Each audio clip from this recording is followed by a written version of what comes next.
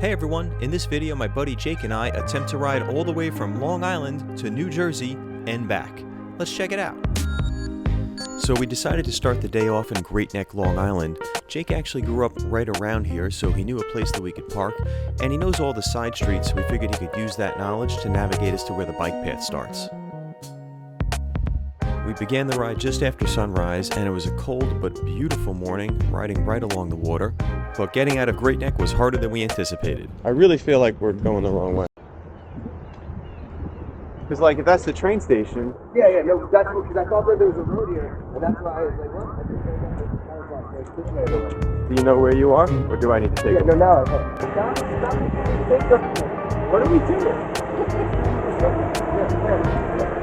What is? In fairness to Jake, he did grow up here, but that was a long time ago. So a couple wrong turns and we're back on course, and there's a beautiful view of the water with the sun just peeking up over the horizon there. Well, we made it to the bike path, and we're planning to ride this path right up to Alley Pond Park. The plan is to cut through Alley Pond and get to the Vanderbilt bike path on the other side. It's early on a Sunday morning, so we didn't see many people either on the street or in the park, just the two of us making our way through. And here we are making the turn onto the Vanderbilt bike path, and it should be smooth sailing from here. Hey! Vanderbilt. Did I really just say smooth sailing? Well, for the most part. Makes for good footage. Hey, Mr. Nigel, Mr. You build the fence, prepare to die. I do not respect your fence. So after a little detour through some construction, we're back on the Vanderbilt and making good progress. If you're a fan of the channel, you might know that I'm a sucker for a good tunnel, and this was a great tunnel. Had a skylight in the middle, some real cool graffiti. 5 out of 5, highly recommend. Jake and I actually met through one-wheeling. We've known each other for about the last 2 years. We do a lot of trail riding and some pavement rides together. Got some nice shadow carving shot here on the street. Good shot. What's up, man?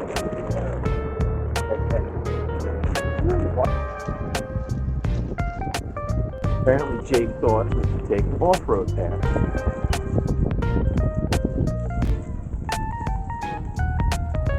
In fact, not only is this our first EUC ride together, this is one of Jake's first EUC rides ever. He's only had this wheel for a few weeks at this point, and it's incredible how well he's taken to it. Like where they can do like kayaking around the building.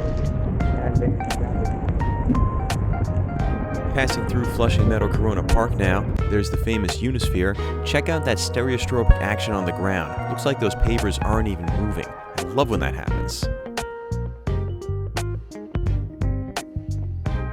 As we ride past Louis Armstrong and Arthur Ashe stadiums, we're heading over the Long Island Railroad tracks on our way to Citi Field.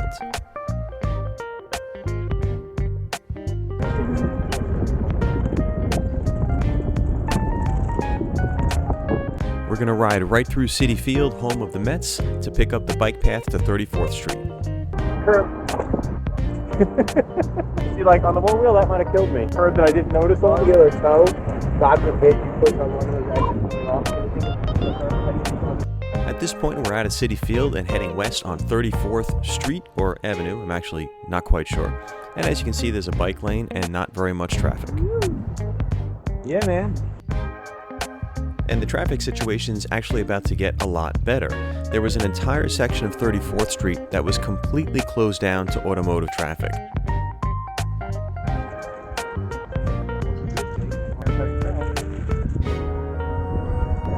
I'm gonna let these people block traffic. Or just totally close the traffic, like it'll be great. Of course, all good things must come to an end, and so after a couple of miles we had to rejoin the traffic in a bike lane on the road. Neither of us had ever attempted this route before, so we spent a fair amount of time on Google Maps trying to plan out the best route to take to avoid busy streets and stay on protected bike paths as much as possible. This is kind of a big moment in the ride, especially for me, because we're starting the approach to the Kosciuszko Bridge. Skyline over there. Oh yeah? The Kosciuszko Bridge is one of those really cool cable stay design bridges. It is absolutely striking, especially at night, and it was named for General Kosciuszko, who was close friends with Thomas Jefferson and served in the American Revolutionary War. Not too like ugly. Also, I love this style of bridge.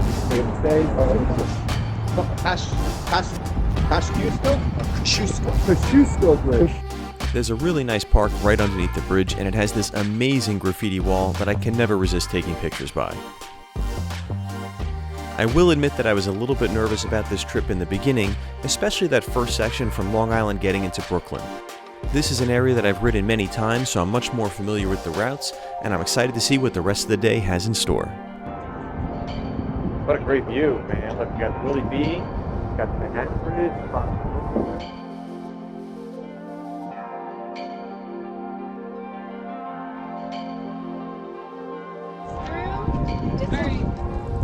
Just for the record, I did not go speeding through those people. They knew that I was there, and I sped up to get out of their way because they were trying to take pictures. And by the way, if you've never been to this part of Brooklyn, this is Domino Park, and it's a really cool park that was built on the remains of the old Domino Sugar Factory.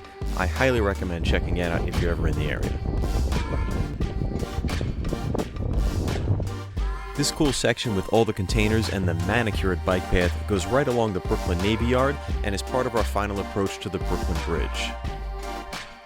Sometime over the last year or two, they moved the bike lane from the Brooklyn Bridge down to the same level as the cars. I have pretty mixed feelings about that because the old bike lane was so incredible and iconic, but it was a pain to get around all the pedestrians. Now it's a lot faster, but it's not as pretty. And as we come up on the end of the first leg of our journey, we're treated to some really nice architecture and a little bit of art as we close in on Jake's parents' place, which is just outside of ChinaTown. They were nice enough to let us charge our wheels while Jake took us to his favorite dumpling place for lunch. There used to be a karaoke bar that was fun over there, but it's not fun anymore. Obligatory egg custard.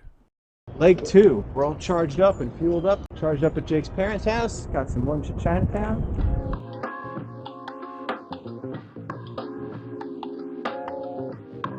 After heading down to the water, we made it to the bike path on the east side of Manhattan, which is one of my favorite places to ride, and we're going to take this all the way down to the Battery and the Statue of Liberty.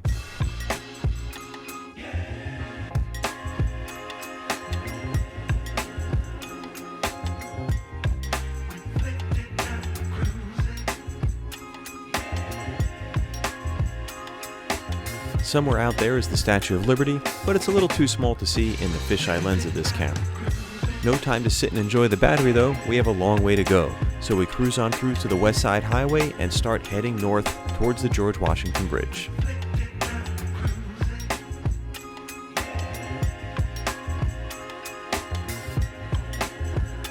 This might be a good time to give you some background on this ride.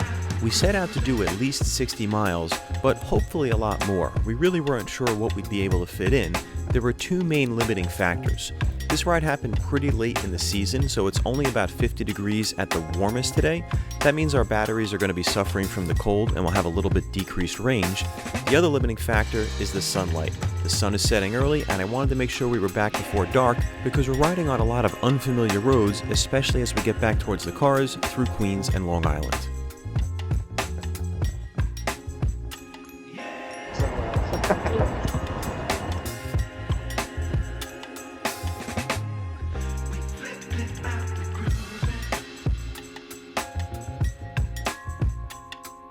At this point, I'm pretty sure this is the furthest north that I've ever been on the West Side Highway.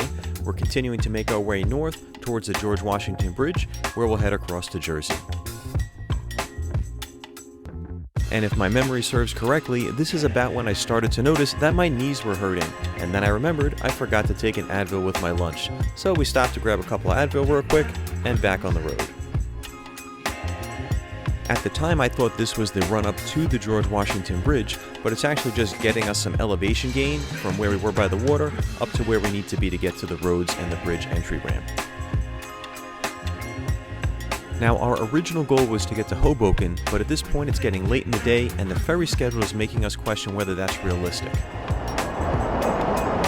Ride down till 2:30, or till 2, find a place charged. 3:30. Crossing the George Washington Bridge when you're not in a car is a pretty interesting experience. For the most part, it's a nice, comfortable ride. There's a couple of spots where it gets real narrow there. As you see, we go around the towers. Other than that, it was just fine. Looking back, we get a nice view of the bridge as we leave New York behind.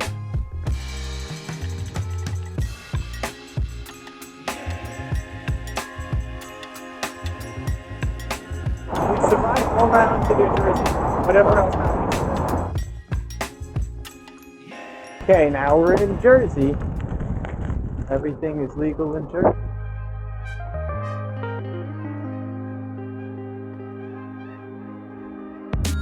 The Jersey leg of the trip was pretty interesting. A lot of it is these really nice waterfront areas. There were all these different townhome and apartment complexes built right on the water, and most of them had these nice paved greenway sections that ran along the river. Now this made for a semi-connected off-road path, but in between the different complexes, we'd always end up back on the road and having to either ride a sidewalk or a shoulder until we get to the next one.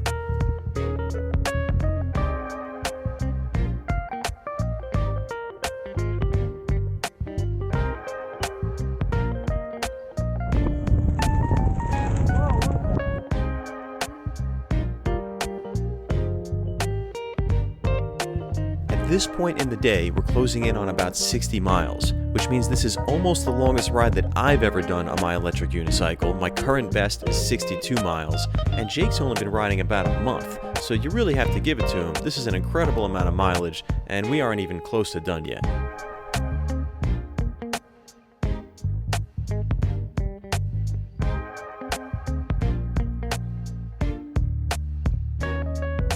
As a result of the ferry schedule and my desire to get back to the cars before dark, we ended up stopping at the Weehawken terminal instead of Hoboken. We were able to charge up our wheels to pretty close to 90% and get a ride back to Midtown so we could start heading for the 59th Street Bridge.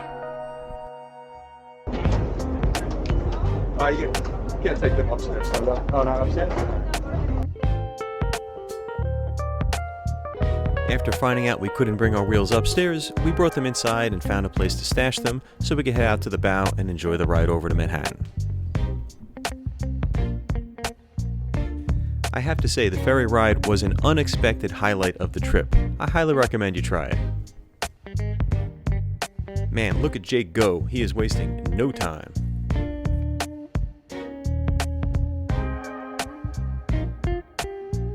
So at this point, we're going to take the West Side bike path north just a few blocks to, I think it was 54th Street, and we're going to take that across Midtown, heading for the 59th Street Bridge. Riding in Midtown Manhattan is always such a treat. Since I'm from Long Island, I don't live in the city, so it's cool just to be in New York City. There's something special about this place.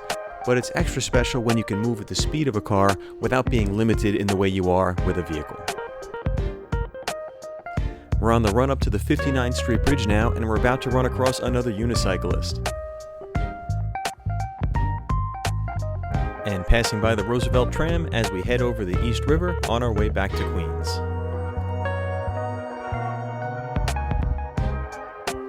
You know, I've traveled this route probably 100 times or more by car.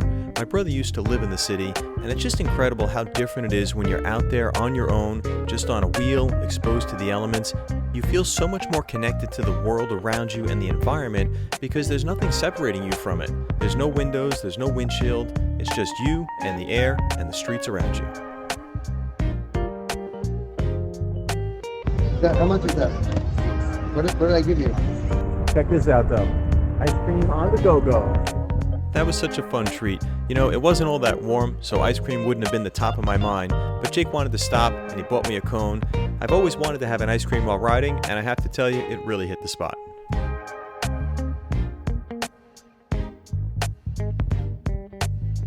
At this point in the ride, we knew that we would comfortably make it back to the cars before sunset, so we decided to add on a little extra credit ride up towards the Throgs Neck Bridge. The water was smooth as glass, and riding along in the last hour before sunset, the views were just incredible. Oh, this is an even better picture of the bridge. Holy crap, stop. That's exactly what my relive has. It's 82 points. Pretty good agreement. This is a cool shot. As you can see, we're starting to lose the light, so we stopped for a short rest under the Throgs Neck Bridge, and then began our trip back south along the Cross Island Parkway, heading for Great Neck.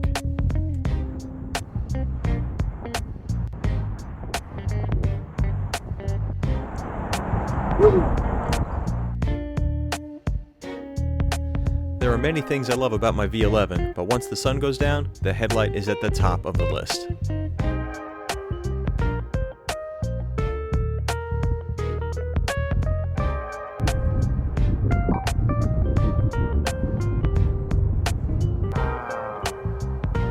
I'll get you in the shot a little bit.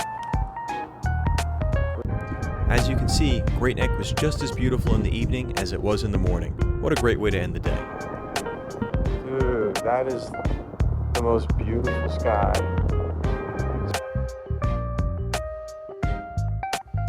In the end, everything went pretty much according to plan. We did get back to the cars after dark, as you can see, but we made it off the big roads and were on protected paths and small roads before dark.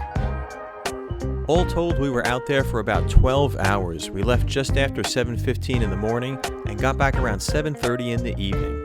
It was an epic ride taking us from Long Island, through Queens, Brooklyn, into Manhattan, all the way up north to the George Washington Bridge, down New Jersey side to the Weehawken Ferry Terminal. We rode the ferry across to Midtown and then took the 59th Street Bridge back to Queens and retraced our steps up through Alley Pond Park, and then we added an extra little detour to the Throgs Neck Bridge. All in all, an incredible day, 92 miles on the wheels, couldn't have asked for any more. If you enjoyed this video, give it a like, leave a comment, let me know that you made it to the end. I love riding my one wheels and EUCs, and I love making videos to share my adventures. If you'd like to see more like this, consider subscribing to the channel. Thanks so much for watching, and as always, keep riding and have a great day.